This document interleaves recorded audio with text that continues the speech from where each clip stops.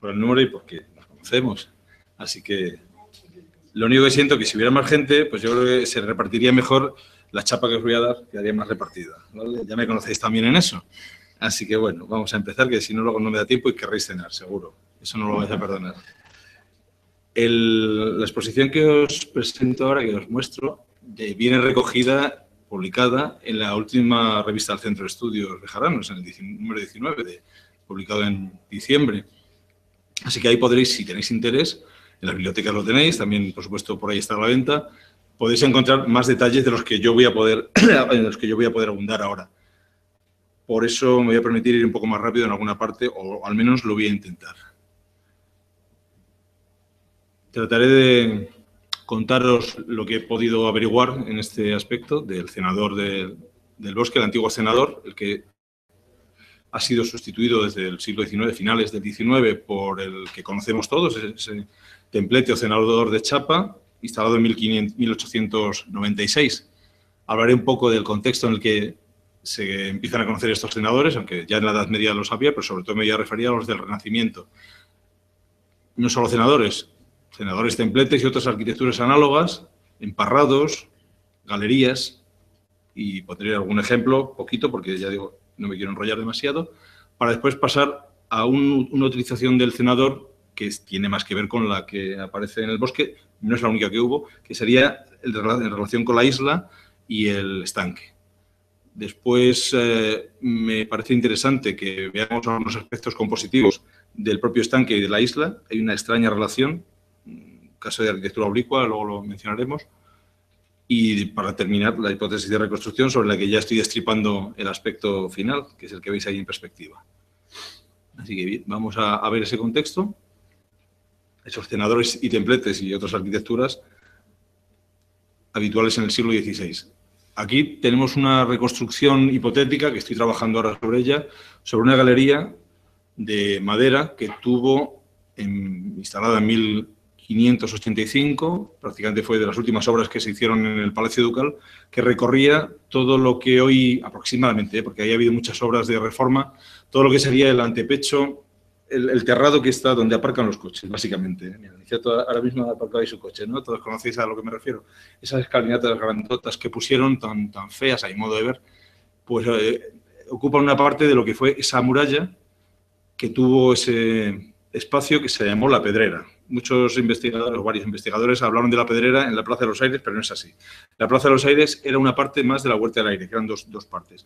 Pues bien, todo ese perímetro de una parte de la Huerta del Aire y ese terrado llamado La Pedrera y Mirador, se aparecía con esos otros nombres, pero porque entiendo que una parte sería Mirador y la otra parte, la parte interior, sería Pedrera. Un espacio para un uso lúdico, qué sé yo, juegos, torneos, juegos de cañas, diversiones de la época, toros probablemente también, aunque también se harían fuera, en la parte que es plaza pública, plaza mayor.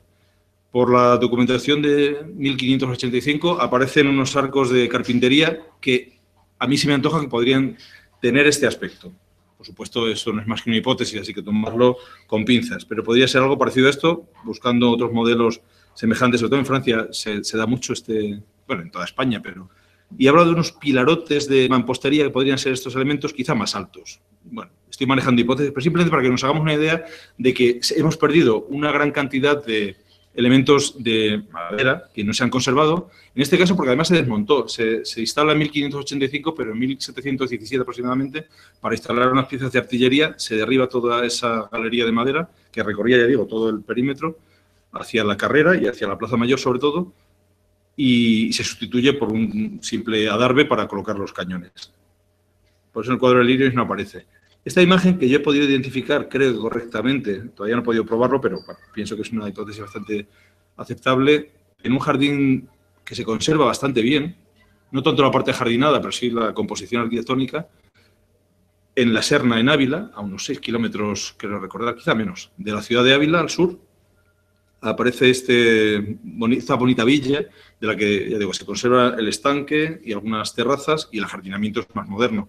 Pero hay un plano en el Histórico Nacional, con una parte, solamente mostrar esta parte, para ver que era muy habitual los emparrados con forma de arco, como los que hemos visto anteriormente, en la Pedrera y Mirador de Béjar, y un cenador, en este caso octogonal, cubriendo el encuentro, el cruce entre dos calles principales de la parte del jardín sur. El resto era una huerta también rodeada de árboles, de lo que solo se ve un poquito. Bueno, simplemente para familiarizarnos con estas formas que eran muy habituales, pero que las hemos perdido. Y que en buena parte, en su forma, las que eran de composición de planta centralizada, se basan, no solo los cenadores y elementos de madera, sino también de piedra, en todo el siglo XVI, aprovechan una forma que tuvo mucha importancia en su momento. Fue realmente una arquitectura, y lo sigue siendo, una arquitectura feliz, de estas que encajan muy bien, que todo el mundo acepta con mucho gusto. Me estoy refiriendo al templete de Bramante, al Tempieto de la plaza del monasterio, que sigue siendo propiedad española, de la Academia de España en Roma, en San Pietro y Montorio, ¿no? Es en este caso el grabado, quizás la primera imagen con la que se difunde el modelo, que es el Tratado de Serlio, en 1540, uno de los libros de Serlio, y a partir de ahí empiezan a aparecer un poco por todas partes. Por poner algunos ejemplos, en las custodias procesionales, en este caso la de Sevilla, no lo iba a poner, pero la de Sevilla, de 1585, en las linternas con las que se rematan muchas cúpulas de esta época, en concreto he cogido la del Escorial, porque en el Escorial aparece esta forma muy repetida, y por ejemplo en la linterna también.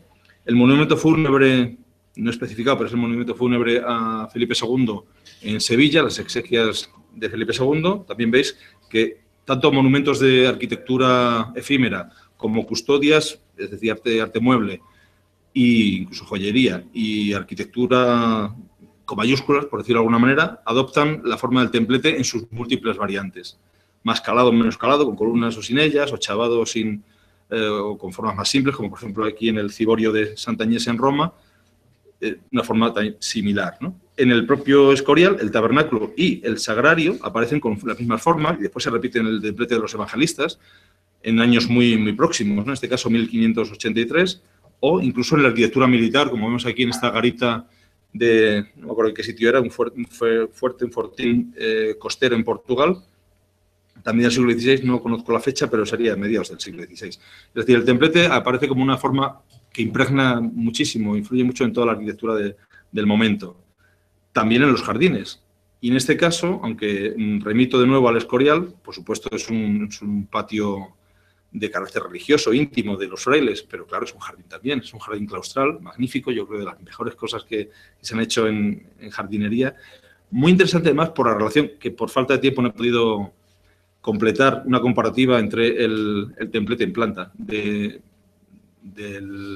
patio de los evangelistas con su cuádruple estanque y la Villa Lante cerca de Roma, cerca de la zona de Viterbo, porque se están construyendo a la vez, incluso la propia parrilla de San Lorenzo aparece también en la Villa Lante, con su versión de 20 y 16 cuadrados, que remite a la propia planimetría del jardín de Villalante, y es que se está construyendo a la vez. De hecho, los Farnesio que construyen la Villa Lante, en origen, que luego pasa a la familia Lante, obviamente, y la corona española estaban muy bien relacionadas, ¿no? Es decir que, bueno, esto está por estudiar. Hay quien ha querido interpretar esto como una forma perfecta, basada más que en el cuadrado, que es lo que más aparece, en el cubo, y no tanto por el discurso de Juan de Herrera, que al fin y al cabo es su diseñador, sino también por la Jerusalén celeste, ¿vale? Es una de estas interpretaciones interesantes que quizá en algún momento se podrá completar mejor, pero bueno, es un lugar repleto de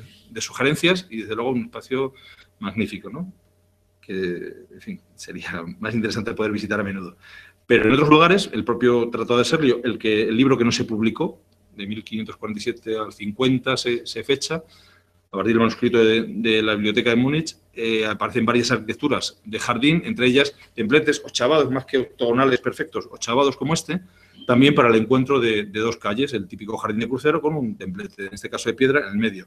O con una variante también de jardín, pero claro, con un sentido también religioso, bueno, religioso, más íntimo y de carácter funerario, el templo dedicado a Julia Farnese, otra vez los Farnesio, en el Sacro Bosco de Bomarzo, aunque en este caso las referencias no son solamente, o yo al menos creo no ver solamente la impronta del templete de Bramante, sino también la cúpula de Santa María del Fiore en Florencia, ¿no? Que es bastante evidente que esta cúpula parece, y el tambor parece evocar también la cúpula de Florencia, que en aquel momento también era otra de esas grandes referencias artísticas clave, ¿no?, del momento. En otro tipo de jardines, más antiguos incluso, hay quien ha propuesto que este jardín de la Manga en Coimbra, que tiene estanques también, aunque es de carácter casi ermitaños, ¿no? Tenía como tiene cuatro pequeñas capillas en los extremos donde se recogerían ahí pues, los ermitaños a orar. Y en el medio una construcción que recuerda al templete de Bramante, un poco más a la portuguesa, que ya veis las fechas, ¿no? 1533, 34, bastante temprano, más temprano, 50 años antes que el del Escorial, con una fuente baja que a mí se me antoja muy, muy parecido al que tuvo que tener, según este croquis, el templete fuente de la duquesa de Béjar en Sevilla, de las casas que ella manda a comprar y ampliar junto a las casas del estado de Ayamonte, frente al convento de la Reina de los Ángeles, donde está la casa de Dios, su familia por parte de Ayamonte, por parte de Zúñiga, que era el actual Palacio de Altamira, pues ahí se manda a construir un nuevo jardín, que yo en su momento, lo digo porque tengo que decirlo, obviamente, lo interpreté mal pensando que sería un plano de la Quinta de Bellaflor. Ahora queda demostrado que no, por esas razones que ahora no voy a exponer, pero es que debían ser muy, muy parecidos. Se están haciendo a la vez. Tanto el patio ajardinado de Bellaflor con una fuente de este tipo, como el que corresponde el plano, bueno, pues se remata, como dice el autor anónimo de las plantas, son dos plantas, pues dibuja en planta el jardincito con crucero, asientos alrededor, una fuente baja, como la que aquí no se ve, pero es una fuentecita baja, muy musulmana, en el centro y rodeado de columnas.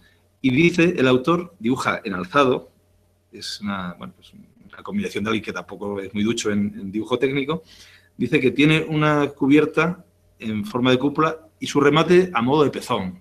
Y él lo interpreta así, pero es claramente una de estas cubiertas en cúpula, ¿no? Con este remate que puede ser una linterna o fijaos, la linterna es muy poderosa, para mi gusto incluso desproporcionada.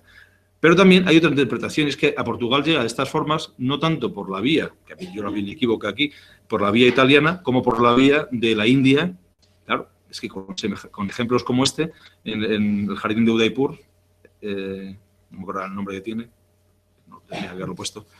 Bueno, hay autores portugueses que abogan más por esta influencia de los jardines de la parte de India, la zona de Goa, la posible influencia. Sea de una manera u otra, no se trata aquí de discutir sobre ello, simplemente ver cómo durante el siglo XVI la forma de templete está impregnando, sobre todo los jardines, ¿no? Otras arquitecturas también, pero ya nos vamos centrando en los jardines. Incluso desde muy temprano, en el Sueño de Polifilo, publicado a finales del siglo XV, pues aparece un templete octogonal sujetando una cupulilla de este mismo tipo que estamos viendo, como el centro de la isla de Citera, ¿no? La isla de Afrodita, o en otras variantes, este grabado de Marco Antonio Raimondi, el Templo del Amor, que viene a ser lo mismo, con Venus ahí, bajo palio, vamos a decir, en otro templete muy parecido, siempre además con escalones. En este caso no hay escalones, hay un pequeño peldaño nada más, pero que siempre aparece con escalones.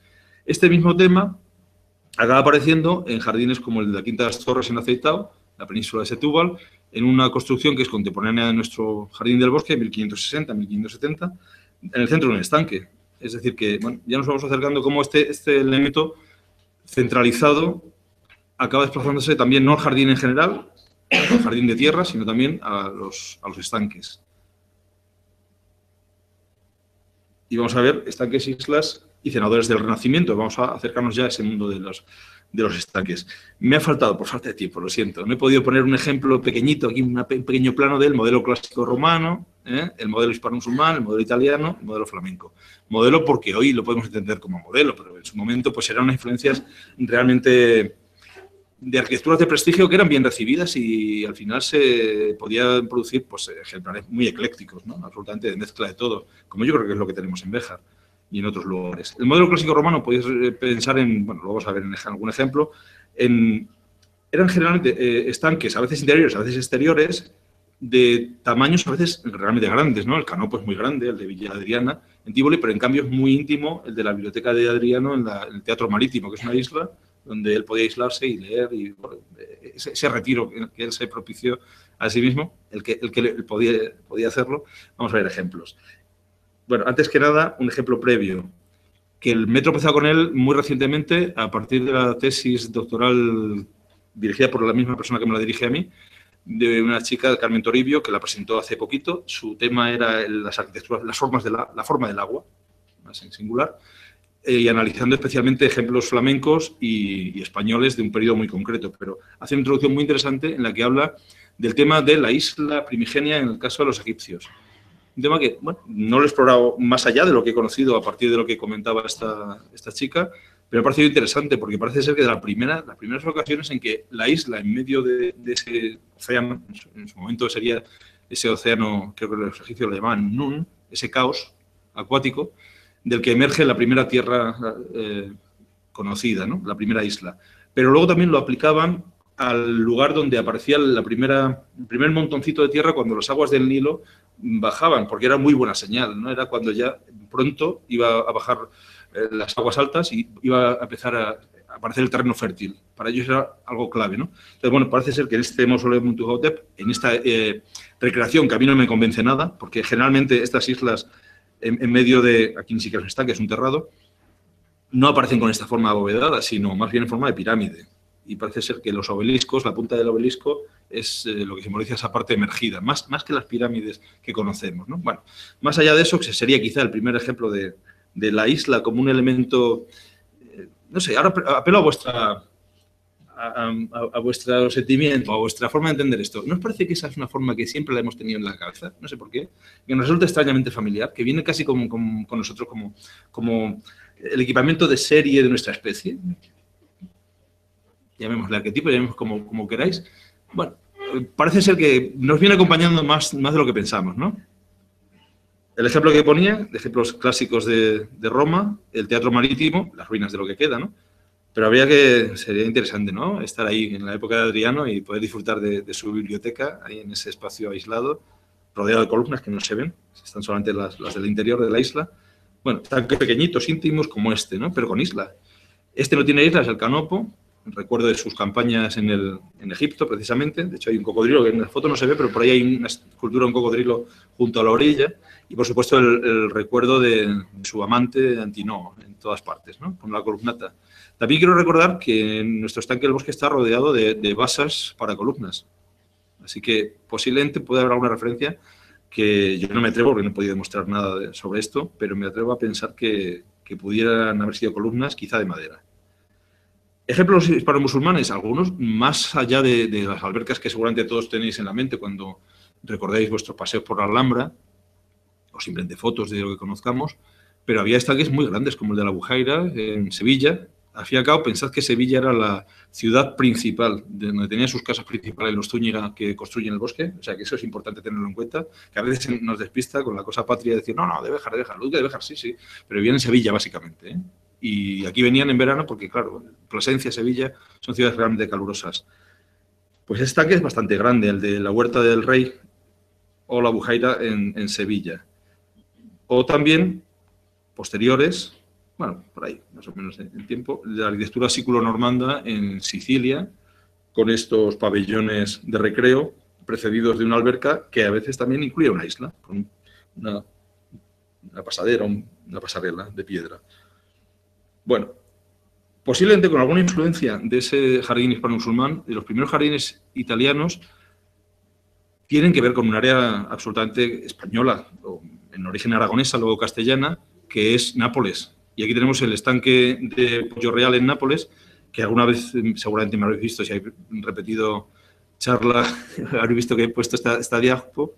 Esta quizá no, porque esta es más desconocida, en la que vemos como un estanque, el estanque de Pollo Real está en un plano más bajo, dos escaleras laterales comunican el nivel más alto con la parte de abajo, el palacio realmente está en esta parte, o se desarrollan otras salas más parecidas a las que podía haber en la antigua Roma, ¿no? Repite un poco esos modelos, pero en cambio es muy, muy moderno, muy de la época, y muy florentina esta galería, que aquí la vemos más con mayor detalle. Tenía dos cuerpos al aire, la parte de abajo con arcos, la de arriba dintelada, y bueno, he marcado en azul, el azul es mío, para señalar lo que sería el estanque. Posiblemente esta parte también era estanque y en cambio esta no, era jardín. Y también resulta interesante, aunque es un dibujo muy simplificado, el de Carlo Barata del siglo XVII, también es del XVII a la vista, Pues con estos elementos entrantes, estas torrecillas, que en el caso del bosque alojan el cubo del desaguadero. No se repite en la parte de arriba, pero sí se van a repetir en jardines portugueses que tienen algunos elementos también parecidos, como estas galerías, como el de Bacalloa y el de la Quinta de las Torres. En ese caso no hay galería, pero sí que hay estos entrantes en las 4 esquinas.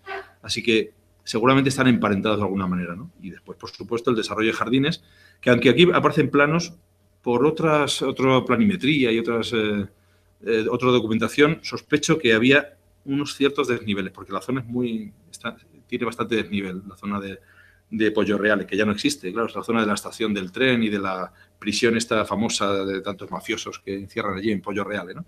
Este cuadro, aunque seguramente tiene una parte, ¿cómo decir?, imaginada o fantasiosa, porque casi se puso de moda hacer vistas de Pollo Real, y cuando los nuevos virreyes vuelven a recuperar el lugar para fiestas campestres, los españoles, me refiero, los virreyes españoles, pues aquí se ve, ¿no?, este mundo de fiesta cortesana, no acaban de llenarlo del todo, se empeñaron en algún caso de llenarlo de agua de mar, con peces de mar. Imaginad lo que suponía eso, llevarlo en barriles, es una barbaridad, ¿no?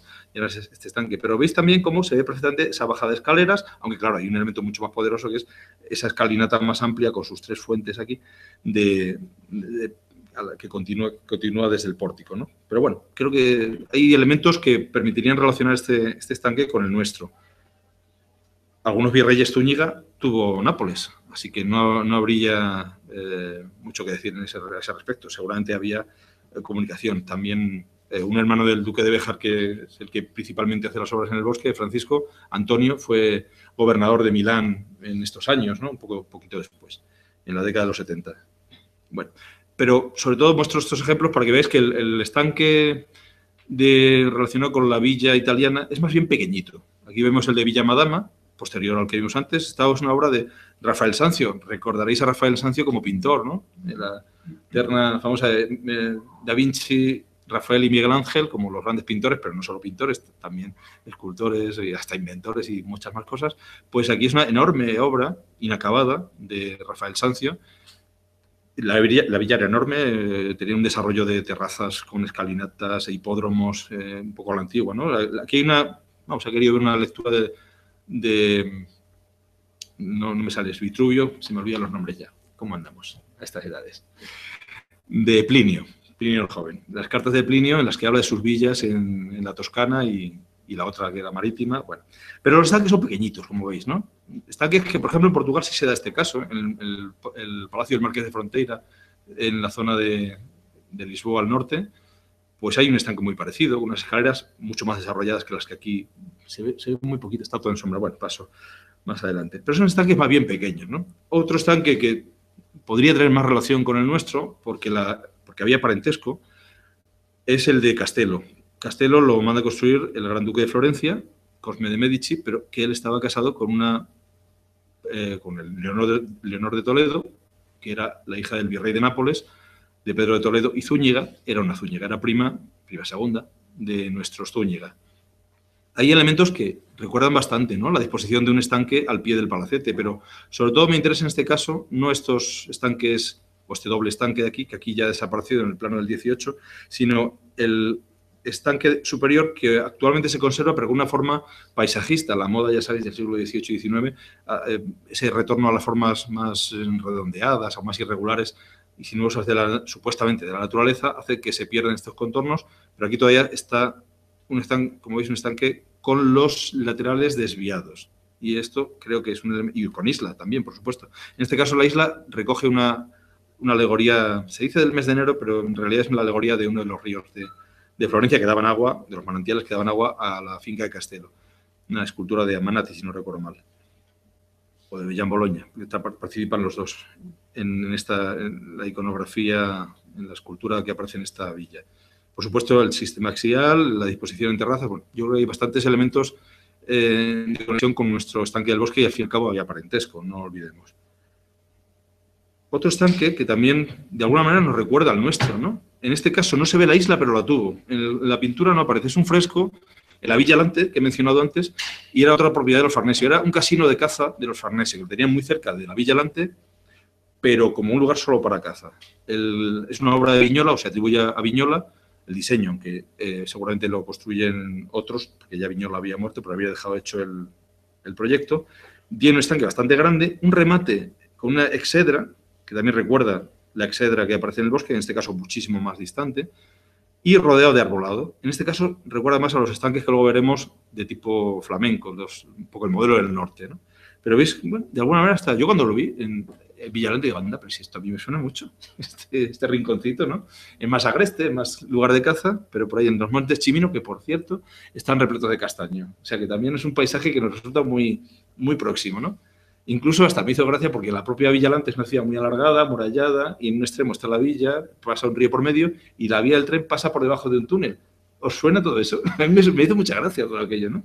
Con tantos castaños. Lo único, el terreno es volcánico. Es una zona de lagos en antiguos volcanes. Bueno, el estanque, como digo, del barco Farnesio en Caprarola, pero que está en el término municipal de Ronciglione. Otro, los estoy poniendo un poco en orden cronológico, hasta donde he podido. También de los Medici, pero es una obra más tardía. Igual, una disposición en la casa de campo con el estanque en un plano inferior y una comunicación de escaleras. Y los jardines en terraza, pues a continuación y, por supuesto, siguiendo el eje. En este caso, claro, en el caso del bosque está desviado el eje, sí que ordena todo, pero la casa de campo queda a un lado, posiblemente porque ocupa el lugar, como veremos después, de un palacete precedente, anterior a 1531. La Petralla, muy cerquita, es colindante con Castelo, de hecho, prácticamente forman la misma propiedad. Nos vamos al modelo del norte, por decirlo de alguna manera, porque esto es Fontainebleau, en Francia, ¿no? Tampoco es tan al norte, pero bueno, el modelo franco-flamenco, por decirlo de alguna forma, Fontainebleau, porque ser de los ejemplos más tempranos, desde 1520 y tantos, por ahí, aunque hay obras que se están haciendo en otros momentos, por supuesto, con el elemento principal de los canales, que luego se desarrollan plenamente en el jardín barroco francés, como Versalles, ¿no? El canal acaba siendo el elemento importante. ¿Por qué? Esto lo estuvo estudiando muy bien Carmen Toribio, como mencionaba antes. Claro, es que son climas absolutamente distintos, ¿no? En Holanda, en Bélgica, en Francia, lo que sobra es agua, lo que hay que hacer es evacuar. Por tanto, el estanque es importante, pero sobre todo es importante conseguir desaguar esa cantidad inmensa de agua que sobra de la lluvia. En España es al revés. Nos falta agua. Necesitamos aprovechar hasta el último manantial que podamos encontrar. Pero, por otro lado, el terreno es muy agreste en general, lo que sí permite, igual que en Italia, la disposición en terrazas, mientras que en estos lugares son lugares muy, muy llanos, generalmente, y el jardín en terrazas cuesta más. Son jardines más bien planos, como aquí, por ejemplo, tenemos el de Aranjuez, que sería un ejemplo plano a la flamenca. Pero veis que el estanque de Fontainebleau tuvo, en su momento, una isla. Está muy alterada en la actualidad, pero una isla además ajardinada. Luego veremos con una forma parecida, con jardín y una forma cuadrada, grande como es esta, que es una superficie enorme, pues veremos ejemplos en jardines de Felipe II, estanques de Felipe II. El principal modelo es Flandes, en concreto influyó mucho que es el del Palacio de Marimón en Bélgica, también arrasado, no se conserva prácticamente más que ruinas, ni siquiera estos grandísimos estanques uno tras de otro, pero con sus islas, siempre la isla, en este caso son muy regulares, pero realmente muchos de ellos no eran tan regulares y sobre todo, eso sí, totalmente recorridos por hileras de árboles, como veremos después en la implantación de este tipo de estanques a la flamenca en España, que lo hace Felipe II. Esos estanques los conoce Felipe II en su felicísimo viaje, como aparece en el libro, ¿no?, de Juan Calvete de Estrella, por vez primera, cuando era jovencito, y sale al encuentro con su padre, ¿no? Aquel viaje de estudio, vamos a decir, y de madurez que le organiza su padre.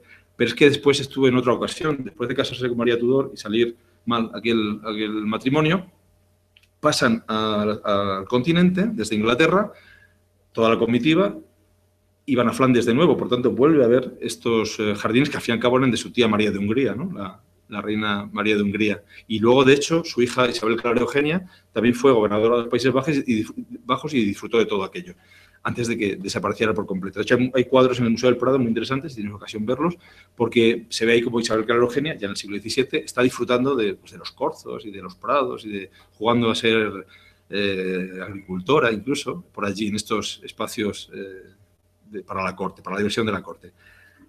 Es decir, Felipe II toma de aquí muchas de las ideas y es cuando hace el Palacio de Balsaín y cuando, todavía siendo príncipe, empieza a dar órdenes y después ya enseguida, a ese viaje, abdica a su padre y le toca ser rey Pues bien, del enorme séquito que va con él estaba el duque de Béjar, el que conocemos como duque de Béjar, Francisco de Zúñiga. Lo que pasa es que ha sido confundido con el marqués de Ayamonte, pero es que lo era.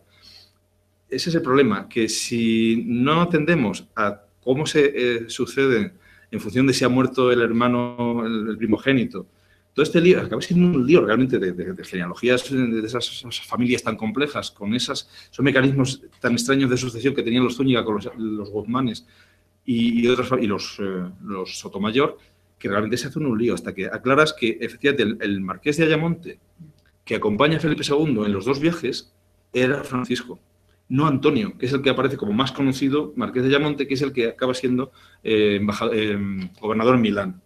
Pero pasa la historia como marqués de Ayamonte, Antonio, y no Francisco, porque acaba siendo duque de Béjar. Bueno, es un pequeño lío que no me quiero enredar con esto, pero que bueno, nuestro duque estuvo allí, conoció esto, es a lo que iba. Por tanto, alguna idea se traería, ¿no? Igual que Felipe II quedó prendado de todo aquello, también trajo artífices. Bueno, pues seguramente hubo algo.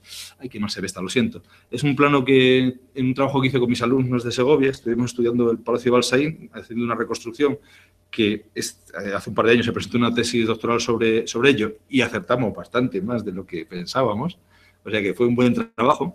Y ahí nos atrevimos a hacer una hipótesis de un estanque con las proporciones, las medidas y proporciones que daba en el proyecto, no se llegó, o pensamos que no se llegó a hacer, al menos tan grande, de Pieter Janssen, uno de los artífices flamencos que se trae por vía del cardenal Gran Vela, que era un poco su hombre en los Países Bajos en aquel momento. Felipe II manda a traer muchos artífices, entre ellos a Pieter Janssen, que es el gran diquero flamenco que trabaja en las obras españolas. Proyecta media docena de estanques, algunos muy regulares, simplemente una presa y lo que se represe para inundar una parte del arroyo Balsaíno, bueno, Eresma, se puede denominar ya justo ahí, pasa de un nombre a otro. Y en un arroyito, muy cerca ya del palacio, sí que está documentado este estanque, que ya ha desaparecido, está colmatado, bueno, de hecho está todo lleno de ruinas encima. Este está documentado hasta los años 50 del siglo pasado, pero posiblemente la llanura que se extiende al frente pudo ocupar, o por lo menos el proyecto, de este gran estanque frente a los jardines traseros, luego estaban los jardines íntimos con su gruta, en el interior de la parte nueva del Palacio de Balsaín.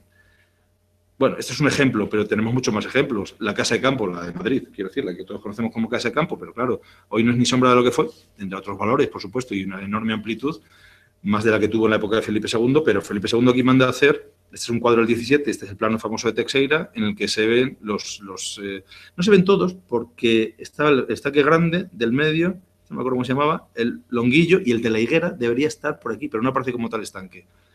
Y aquí aparecen también, ¿no? El grande, que es actualmente es un sitio para aparcamiento, el terreno de patines que llaman, pero hasta no hace demasiado tiempo, hasta el siglo XIX, al menos, incluso parte del XX, se utilizaba para patinar. La lámina de hielo permitía allí patinar. Estos dos que asoman por aquí serían estos dos de aquí, y el de la Higuera, pues no aparece en ningún sitio, nadie ha dado con él, ¿eh? Y seguido estaba la enorme huerta o leonera, ya se llamaba leonera en la época de Teixeira, mediados del 17 aproximadamente, y lo que son los jardines, la parte italiana o más interiorizante sería, con este pequeño paseo arbolado, la casa y continuar el eje por el jardín principal y la primera huerta. La gran huerta era la posterior leonera. Y aquí lo tenéis en otro orden, ¿no? La casa de los Vargas, recuperada por otro arquitecto que se trae, Juan Bautista de Toledo, se trae Felipe II de Nápoles, pero que era español y había trabajado incluso en Roma, en la Basílica de San Pedro, bueno, todavía no era basílica. La estatua que está en la Plaza Mayor actualmente, esta estatua, todos la habéis visto, pero estuvo aquí en la Casa de Campo, se hizo para este sitio. La fuente que se ha recuperado, que estuvieron sus piezas en el Escorial, en un patio de la Universidad, no el nombre, María Cristina. Y esta parte que os digo, el jardín principal, pues hay esta maraña de árboles centralizada en la Fuente del Águila, que es una fuente genovesa, luego hay otras fuentes menores. Bueno, un jardín que mezcla elementos hispano-flamencos como estas tazas bajas muy musulmanas de azulejos, con setos de arrayán, con un jardín más verde como podía ser el jardín a la italiana, pero también con elementos flamencos. Es decir, el jardín español es muy interesante, no hay por qué tener pienso yo, no es ningún desdoro que no sea puro, ¿qué más da? Afortunadamente hay unas influencias musulmanas interesantísimas, que a lo mejor no se dan en otros sitios, salvo en el sur de Italia, e influencias italianas e influencias flamencas. Si podemos tener todo, ¿por qué jugar a la pureza, ¿no? En fin, yo lo veo así, pero bueno, es una opinión. Pero aquí tenéis un ejemplo de estanques a la flamenca traídos por Felipe II, pero hay más. Además, aquí sois los primeros que veis, creo, casi los primeros que veis este dibujito del siglo XVIII en el que se ve la isla del estanque de la isla, de la Fresneda. Es del 18 porque ya está hecha la pasarela, que aquí se ve en este grabado de Antonio Rotondo, muy desproporcionado porque lo que es el cenador en la isla no era tan grande, se ve aquí más pequeñito. Lo que pasa es que tenía un emparrado alrededor y unos jardincitos casi a modo de laberinto alrededor. Tampoco tiene excesivo detalle el dibujo, un dibujo a lápiz con algo de tinta. Pero bueno, es un dibujo inédito, ¿eh? Quiero decir que es interesante ver cómo este jardín de la Fresneda, con sus estanques, y este en concreto de la isla, pues nos traen recuerdos de aquel mundo de islas, estanques de los Países Bajos. Pero es que se conserva. Aquí tenemos la planimetría que hizo Luis Cervera en su conocido estudio. La isla es muy grande. Fijaos que aquí la escala está marcando 10 metros, la isla del bosque mide 9, o sea que imaginad que sería aproximadamente lo que voy haciendo con la flecha. Este sería el tamaño de la isla del bosque, o sea que viene siendo como 9 o 10 veces más grande la de la Fresneda. La pasarela ya he comentado que es muy posterior, por tanto, una isla en su momento. Y aquí vemos varios de los estanques de la Fresneda. Y además los habéis visto seguro. Si habéis visto la serie de Águila Roja o alguna serie o película de estas españolas que se han rodado con ambientación en el 16 o el 17, muchas se están rodando por aquí. Yo recuerdo algún episodio en el que por aquí había una pelea y a espadas en el dique flamenco del estanque de la Fresneda. Como veis, el alcalde de allí debe ser pariente del de aquí porque también le gusta no llenarlo de agua. ¿Veis? Está seco. Es muy propio. Estanque flamenco, igual estanque sin agua, por lo menos en nuestra mentalidad, se supone. Esto es propiedad de en su momento fue propiedad de Esperanza Aguirre y sus primos. Al final sigue siendo de los primos. Quedaron ellos como únicos propietarios y, bueno, lo mantienen mejor o peor. Ha habido bastantes críticas porque han hecho un poco lo que les ha dado la gana en lo que es la casa. La Fresneda lo hace Felipe II para lugar de... Es una vieja tradición monástica española, las granjas de recreo para los frailes, ¿no? Para que tuvieran su solaz en algunas temporadas. Pero él tenía aquí su casa del rey, muy a la flamenca. En la foto no se aprecia, podría haber puesto lo más grande, pero es que ya llenaba demasiadas imágenes. Los tejados con chapiteles escalonados muy a la flamenca y la pizarra, que la trae Felipe II entonces, ¿no? O la casa de los frailes, en forma de U, una especie de cortile sin una parte. También un tema interesante. Aprovechando las casas de Avendaño que ya existían allí, una capillita que no se ve. Bueno, había elementos aprovechados, medievales y otros construidos nuevos a la flamenca. No falta, en este caso no es una avenida de árboles, sino un emparrado que marca el eje de las huertas y jardines que tuvo. Ahora veis que simplemente es un prado. Y aquí veis uno de los estanques, el más pequeño. Este estanque sí que sería de forma, no de forma es romboidal, irregular, pero de tamaño sí sería aproximadamente como el nuestro del bosque, ¿vale? Para que os hagáis una idea, y esos en cambio son enormes. Fijaos la amplitud de estos estanques. Estos serían los que siguen, o este otro que sí que tiene agua, muy parecidos a los que tuvo la casa de campo y los que vio Felipe II en ese viaje, en esos viajes. Un poco más de detalle para que veáis que sí que se conservan 4 columnas del cenador que antes vimos en planimetría y en los dibujos de Rotondo y del 18, la pasarela, un poquito más de agua. Y esta sería una visión del otro estanque, del estanque pequeñito que tenía una isla, en realidad lo que queda es una península, pero parece ser que tiene una isla con una fuente dedicada a Neptuno, bastante curiosa.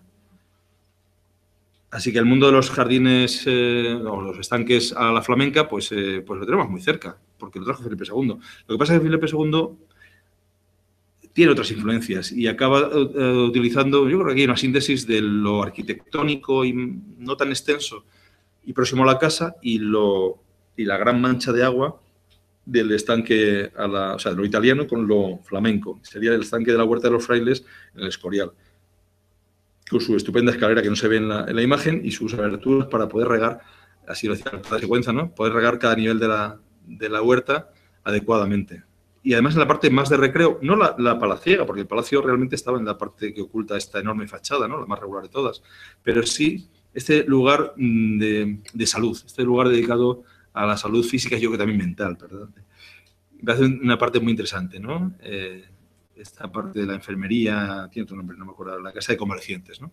Una galería que es muy villa italiana, con esa forma de ser lianas y con vistas al estanque. Pues es una disposición que también la tenemos aquí, ¿no? Es decir, la casa de recreo, en este caso de salud, frente al estanque y seguida los jardines o huertas, en este caso, ¿no? Los jardines aquí estarían en un plano superior, los jardines siempre verdes, de setos, y en un plano inferior la huerta.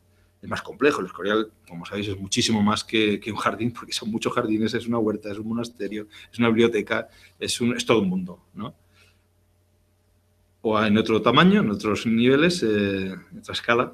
El estanque del que vimos la isla del Jardín de Aceitado, ¿no? De la Quinta de las Torres, pero me apetecía que vierais la imagen superior, vista aérea, por recordaros esa regularidad, esa también en el Jardín Portugués, pero con esos entrantes que recuerdan a los de Pollo-Reale, aunque aquí esto es más claro, no hay esa escalinata. Pero en cambio en Bacalloa sí que se da no la escalinata, pero sí la galería de arcos.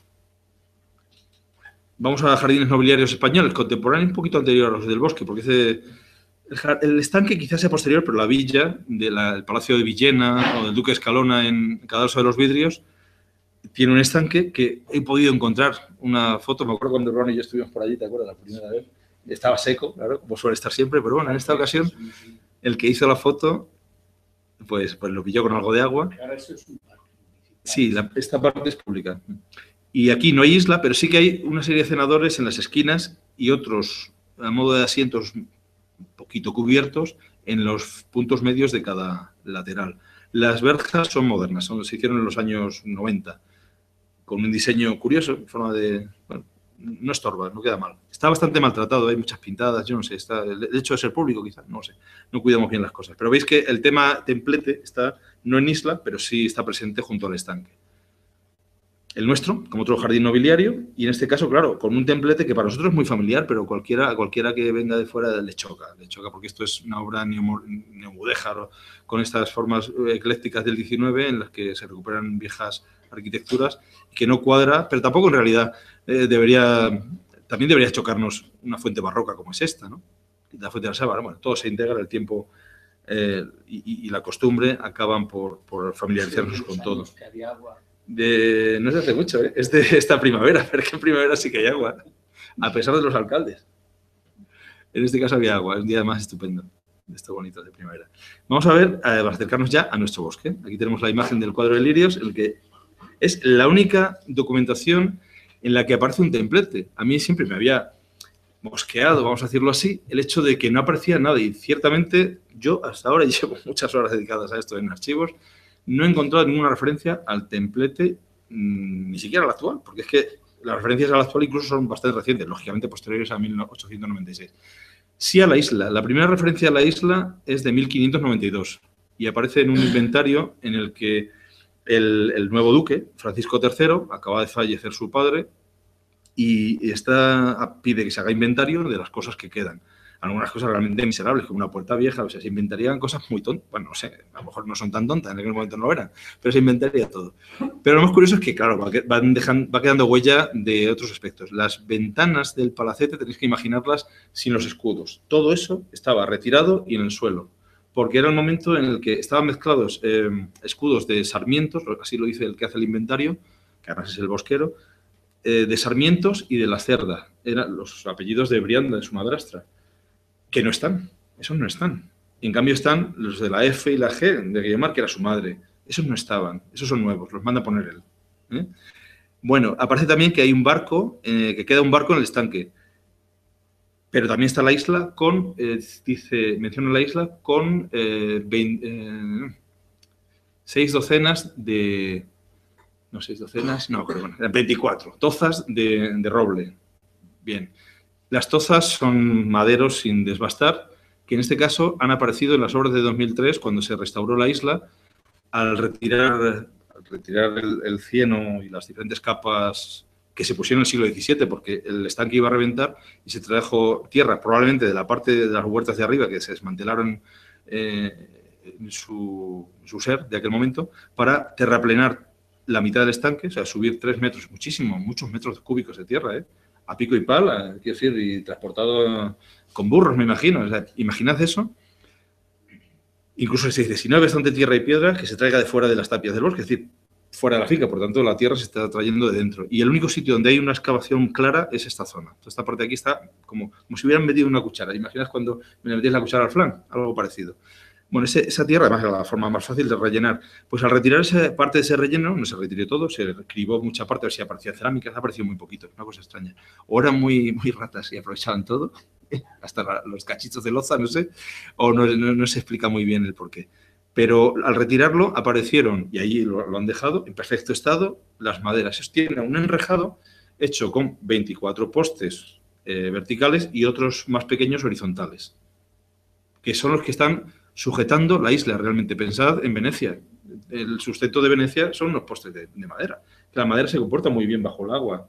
Estamos hablando de roble, ¿no? Roble. En este caso, roble. Los travesaños creo que también es roble. No solamente las piezas verticales gordas, ¿no? Por tanto, habría que imaginar que el estanque estaba vacío y que el barco, yo me lo imagino ahí medio tumbado en el cieno, ¿no? En un nivel más bajo del actual, por supuesto. La isla se sujeta en buena parte gracias a eso, porque aunque es de mampostería, pero pensad que eso está sometido a muchísima... carga mucha agua.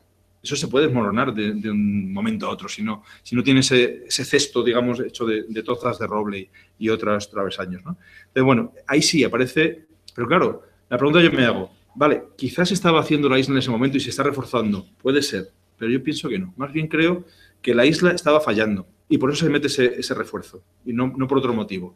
Por tanto, la isla se construye antes, así que habría que pensar que sería contemporánea, año arriba, año abajo, con el resto de las obras. Pero como sí que se puede conocer un poco la evolución del estanque del bosque, por lo menos yo he podido documentar obras en diferentes partes y parece que el orden es primero las terrazas, después el dique nuevo, ahora hablaré del antiguo, que es a lo que se refiere este dibujo. Después, 1577, el cenador de la Fuente Nueva, que se trae el agua de por aquí. Todavía está, una conducción hasta ahí, que le hacen unos moriscos en 1577, y se habla del cenador de la Fuente Nueva. Después, en 1580 y tantos, 83, 85, se está haciendo se ve muy mal, el dibujo es lápiz, pero bueno, la plazoleta, la rotonda que llamamos arriba, ¿no? La plazuela al remonte del estanque, que es como aparece en la documentación. No está fechada la exedra, pero como se necesita este muro para crear este nivel superior, habría que entender que entre la fecha 1577 y 1583 se estaría haciendo la exedra probablemente, y seguramente también la segunda exedra, que habría que imaginarla un poco más arriba, de la que quedan restos que están por ahí apilados y que antiguamente estaban puestos aquí, ¿no? Como sabéis la mayoría. También en esa época en la que se está haciendo esta obra, se está construyendo un arco en regla a la esquina del estanque. Yo identifico porque las medidas coinciden, las medidas del hueco, coinciden con la fuente de la Sábana, como un arco de paso de un nivel de la parte, digamos, más residencial a la parte de las huertas de arriba. A través de esta puerta, pues parecido como en Abadía, el arco de la puerta de los puños.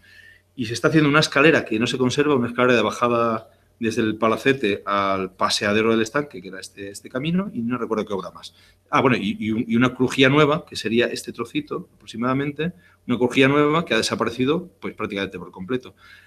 Bien, el dibujo corresponde a una hipótesis, pero que se apoya en los restos que han aparecido de cimentación, pero más antiguo, o sea, no cimentación, un dique más antiguo que sirve de cimentación al nuevo. El nuevo, el actual, es un recrecido, el dique que es esta banda, sobre un dique en forma de talud que existía previamente. Hay documentación que remite a un estanque, a la casa Bosque y Estanque, mandada a construir por el duque de Plasencia. Solo hubo 2 duques de Plasencia, y además van seguidos, el abuelo y el nieto, y los 2 del mismo nombre, Álvaro de Zúñiga.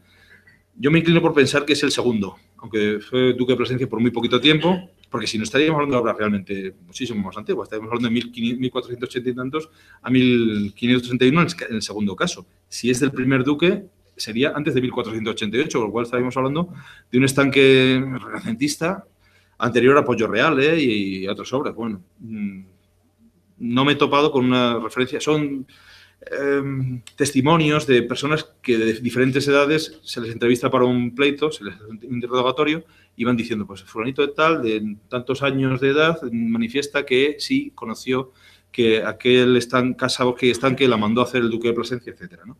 Bueno, esa cimentación aparece en la actualidad, esa cimentación ataludada o ese primitivo estanque, no se ha encontrado en esta parte, lo que no quiere decir que no existiera, yo me inclino por pensar que sí.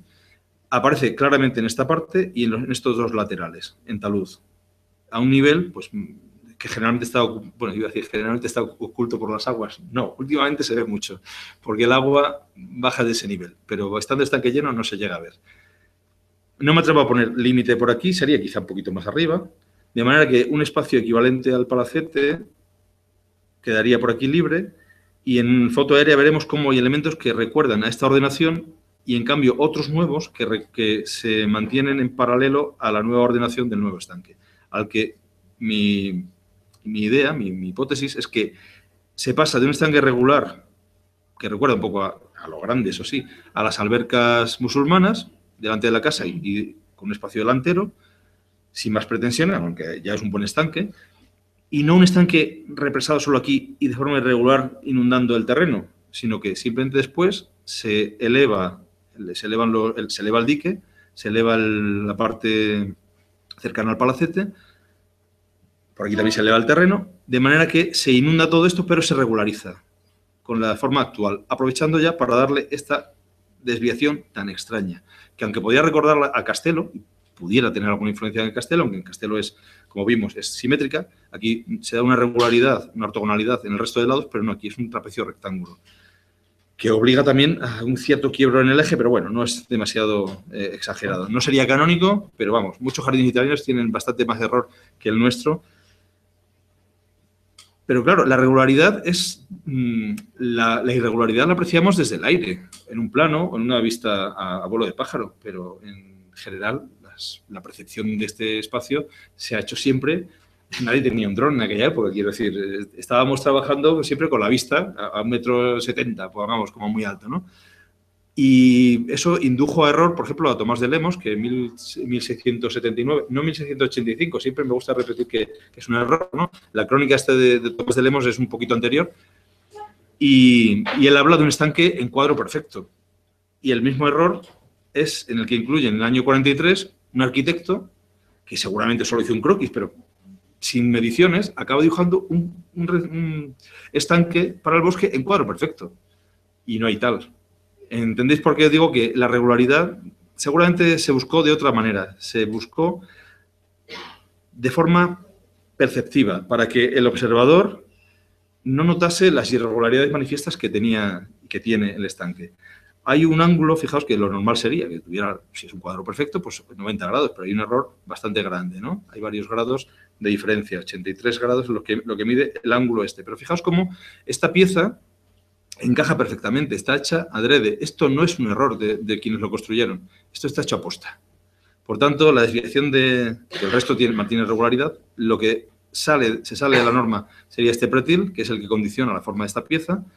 Tuvo que haber alguna razón muy poderosa para marcar esa desviación.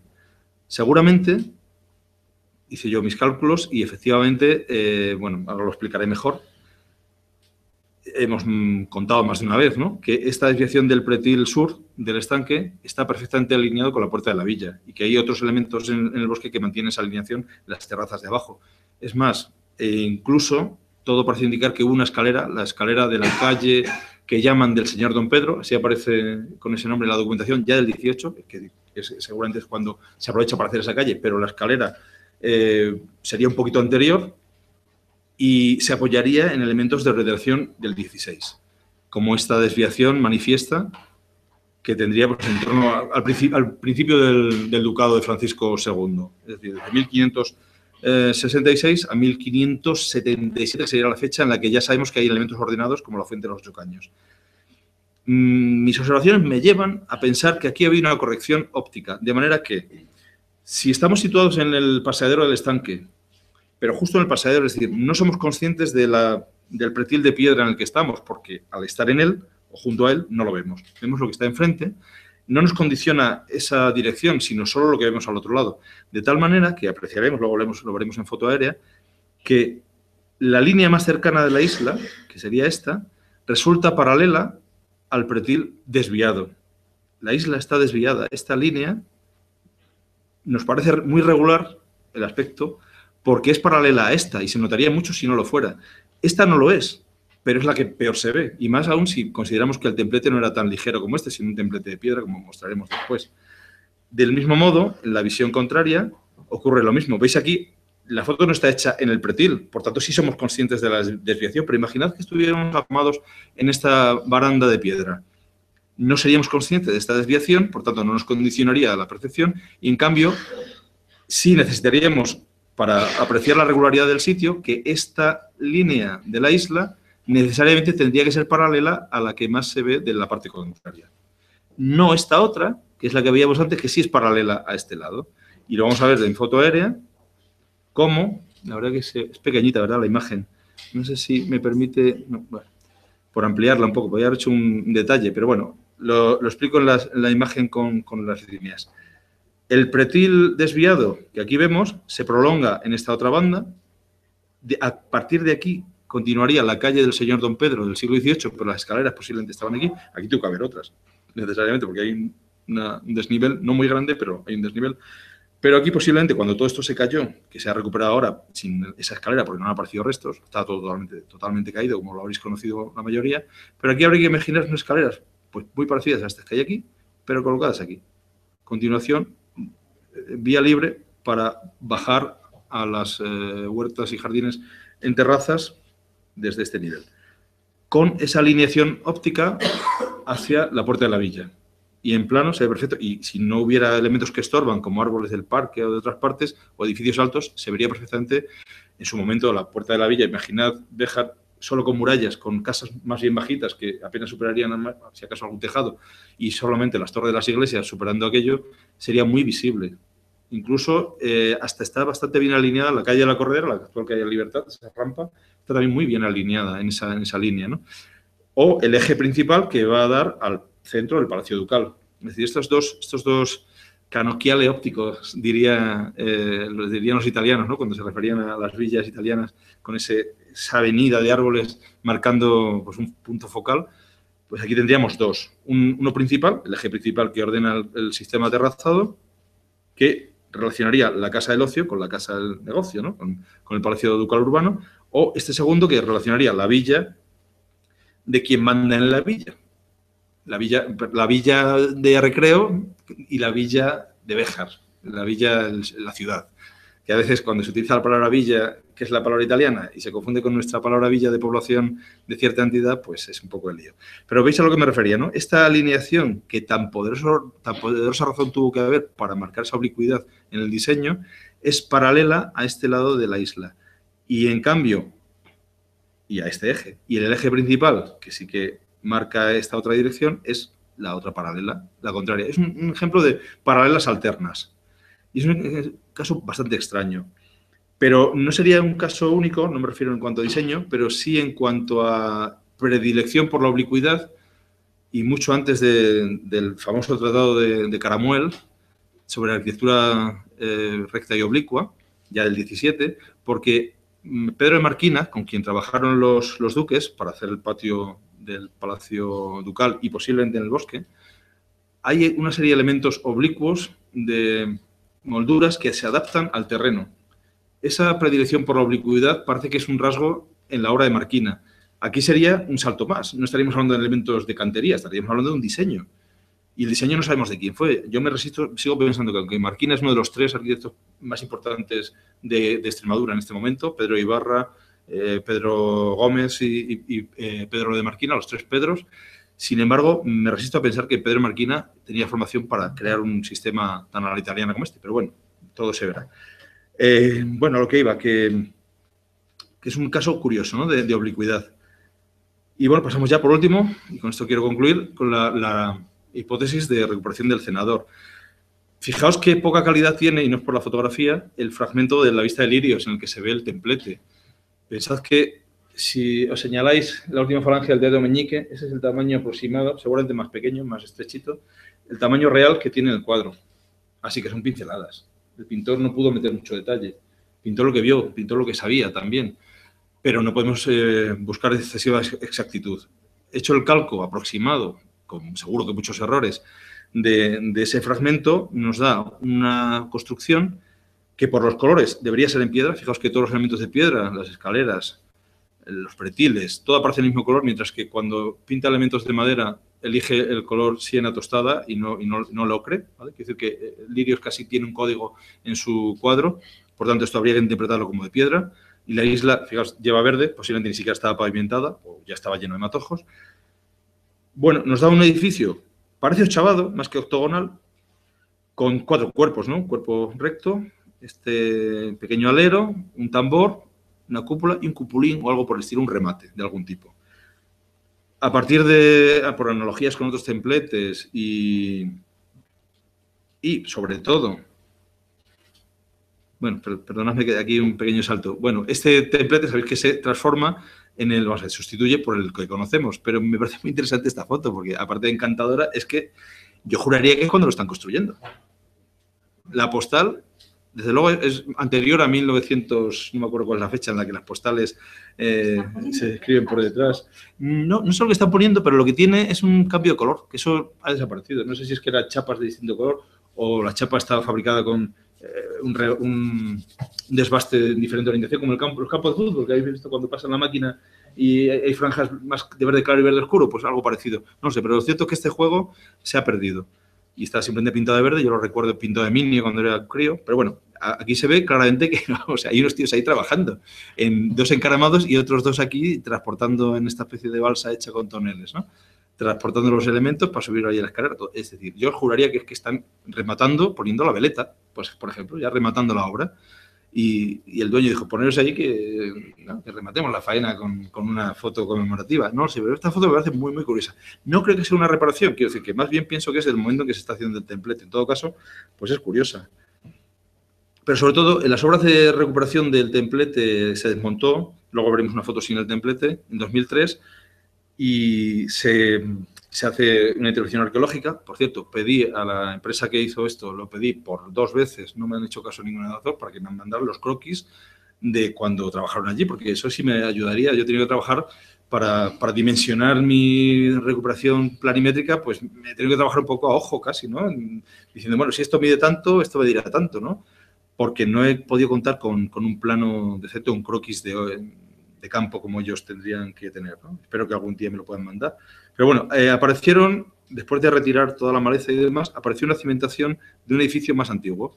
Por fin teníamos un testimonio de que ahí hubo algo en piedra y coincidía con la forma octogonal, es realmente octogonal y no chavada, como se ve mejor en esta foto. La foto está hecha a partir de una foto horizontal, pero yo con Photoshop la recuperé para forma verdadera magnitud, es decir, se ve perfectamente como si estuviera tomada desde arriba. Y ves que ya ha desaparecido el templete, lo desanclaron para llevarlo a la trasera del palacete y allí lo estuvieron reparando y pintando de nuevo para volverlo a instalar. Solaron de piedra y baldosas lo de alrededor, pero quedó pues esta forma octogonal que en el interior más bien parecía, volvemos a la de antes, a mí me parece, aunque se ve un poco oscuro por la sombra, más bien parece circular. El interior parece circular y el exterior claramente octogonal. Basándome en este testimonio de vestigio real, de vestigio material y las formas de lirios, y por analogía con otras formas, en este caso circular, pero bueno, esto es un templete, por cierto, en Bruselas, de la época un poquito posterior al viaje de Felipe II y el duque de Béjar y compañía, o con formas de cerrar capillas ochavadas, como decía Andrés de Vandelvira en su tratado, pues no me acuerdo cuál es, y ochavo igual por dovelas, creo que es el nombre de esta fórmula. Habría varias formas de cubrir en piedra. Esto incluso una simple bóveda falsa por aproximación de hiladas, bien tallada por dentro, ¿no? O sea que habría muchas formas, pero bueno, esta podría ser una. De hecho, tenía como 4 soluciones para el mismo tipo de cierre. Pues yo hice mis croquis, yo, como sabéis, me gusta mucho dibujar y hago constantemente dibujos para ir familiarizándome con esa posible reconstrucción. Me planteé incluso una techumbre de nervios, que también la planteaba Vandelvira, incluso podía ser de madera y no de piedra. Bueno, una serie de hipótesis que al final me fueron llevando, dentro de una cierta lógica, a la construcción que luego veréis, que ya se parece bastante a esta. El tipo de molduras, no sabemos, lirios no nos da ninguna pista, solo nos da pues un aspecto general, pero no deberían ser muy diferentes si se construye más o menos a la vez, no sería muy diferente del estrado blasonado. Son molduras bastante clásicas, bastante típicas en esta época. Así que tomando esos elementos, qué pena, es que se ve fatal. En la sección de... Bueno, en la reproducción publicada siempre se ve muy poco, ¿eh? Se supone que es la mitad exterior y luego un corte al cuarto, pero bueno, lo vemos en la perspectiva que ahí sí que se reconoce.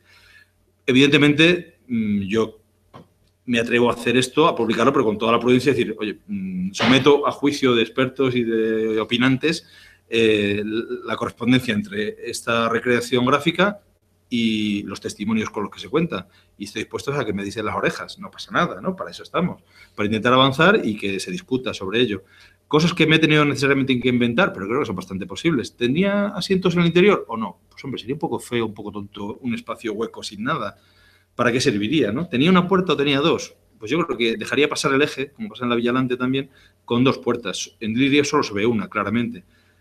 Pero tendría sentido una segunda puerta. Los asientos corridos con este tipo de moldura sencilla aparecen en todas partes del bosque, en las dos exedras, en el estrado blasonado, en varios sitios, ¿no? Incluso hay otros bancos por ahí desmontados, pero no tienen forma circular como tendría este. ¿El remate sería así? Pues no lo sabemos. ¿Tenía cornisas al interior y al exterior? Pues no, a lo mejor por dentro era más simple. Bueno, yo he buscado la solución que dentro de lo que el aspecto general recuerde a lirios y no contradiga a los restos materiales que se han encontrado, la solución más compleja, la más elaborada. Pero más allá de eso, yo creo que se parece bastante al de lirios. De manera que, bueno, lo que he comentado antes, ¿no? La planta octogonal documentada por la cimentación, el alzado en 4 cuerpos por la vista de lirios, las molduras a partir de las que están más cerca del estrado blasonado, que son todas muy parecidas, y por analogías con otros modelos y otras formas de la propia villa, como los asientos, pues modelos o ejemplos coetáneos que me acaban llevando a esta conclusión, que por supuesto someto a la discusión de todos, ¿no? Y bueno, pues aquí hemos... han encontrado piedras ni... Curiosamente, bueno, si queréis ver un poco también el modelo, veis, el atravesar las dos puertas, ¿no? Los asientos interiores. Bueno, no sabemos cómo era exactamente, pero pienso que no sería muy diferente de esto. No han aparecido, es una cosa muy curiosa, no han aparecido ningún resto de piedra al quitar tal cantidad que han quitado que retiraron de, no lodo, sino esas tierras apisonadas que se añadieron, y tampoco debajo, no ha aparecido nada. Parece que ni siquiera, curiosamente ha aparecido un frasco de Chanel, por ejemplo, de los años 30 o 40, no sé. Muy reciente todo. Fragmentos de cerámica, pocos y no muy significativos. Monedas, yo creo que poquita cosa, o sea, ha aparecido muy poco. Yo creo que hacían limpiezas. Pero históricamente, es decir, ¿han hecho una limpieza tan perfecta cada siglo, digamos? Es que no hay nada. Y lo más curioso es que de este cenador no ha aparecido ninguna pieza de piedra. Lo que sí a mí personalmente me indica que se desmontó y se llevó a otro sitio, pienso yo. Porque si no, sí que habría, si se ha desmoronado por lo que sea, por un rayo que le cae, yo que sé, cualquier desgracia, o falta de mantenimiento, habría aparecido alguna pieza. No ha aparecido nada, absolutamente nada. Una cosa muy, muy curiosa.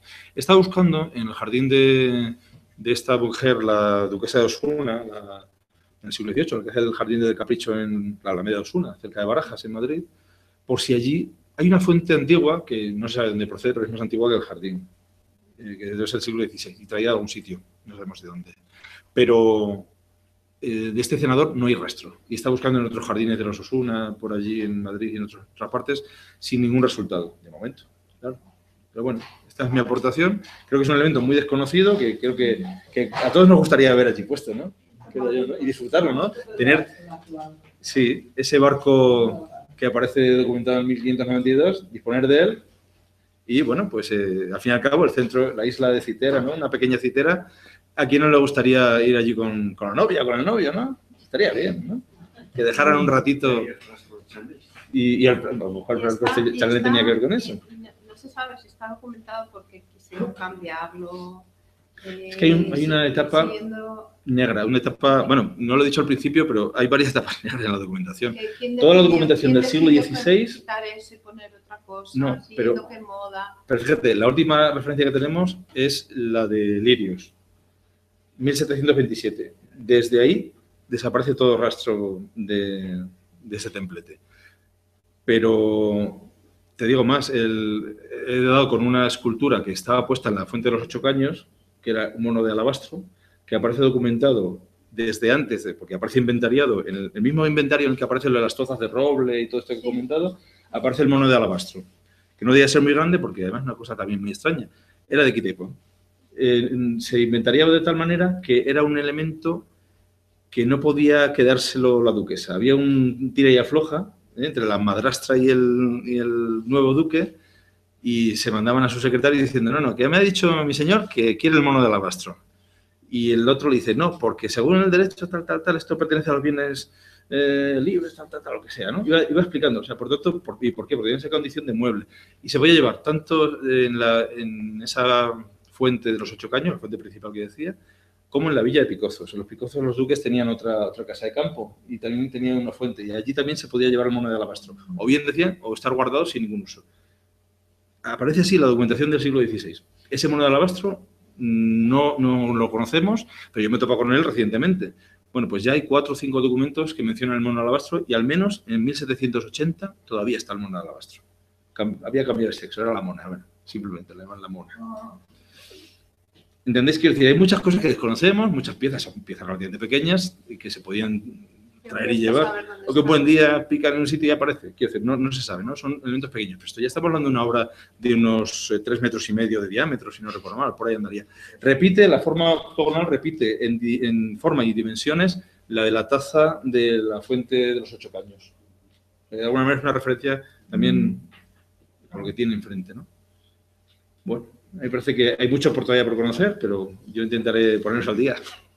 Como mañana, si vais a la visita guiada, allí os contaremos unas cuantas cosas, a las 11:30, si os apetece, y si no llueve. Pero cada vez es más larga. Gracias. Muchas gracias.